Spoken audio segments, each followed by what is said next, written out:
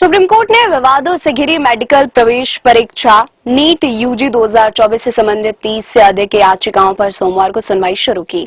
इसमें 5 मई को हुई परीक्षा में अनियमितताओं और कदाचार का आरोप लगने वाले और परीक्षा नए सिरे से आयोजित करने का निर्देश देने के अनुरोध वाली याचिकाएं भी शामिल है।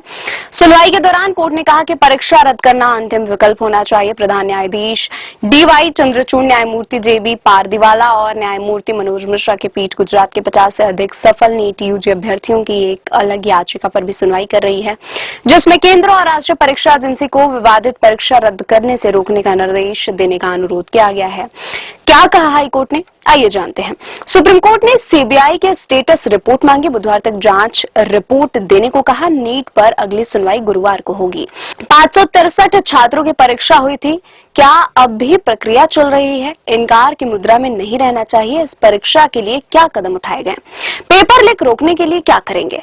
जिनका नतीजा रोका गया वे कहाँ हैं? क्या अब भी गलत प्रक्रिया चल रही है? क्या हम काउंसलिंग होने दे सकते हैं? परीक्षा रद्द करना अंतिम विकल्प होना चाहिए। यदि परीक्षा की शुचिता नष्ट हो जाए तो पुनः परीक्षा का आदेश देना पड़ता है। अगर हम दोषियों की पहचान करने में असमर्थ हों तो दोबारा परीक्षा का आदेश देना होगा।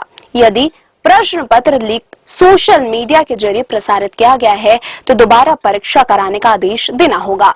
कुछ ध्यान देने वाली बातें हैं। 67 उम्मीदवार 720 में से 720 अंक प्राप्त कर रहे हैं, जबकि पिछले वर्षों में यह अनुपात बहुत कम था।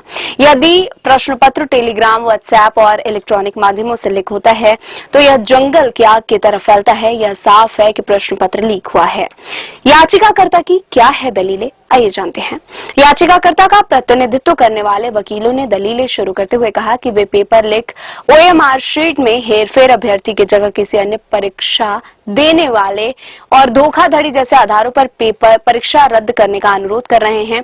केंद्र और एनटीए ने हाल में न्यायालय में कहा था कि गोपनीयता भंग होने के किसी साक्ष्य के बिना इस परीक्षा को रद्द करने का बेहद प्रतिकूल प्रभाव पड़ेगा, क्योंकि इसमें लाखों ईमानदार अभ्यर्थियों पर गंभीर असर पड़ सकता है।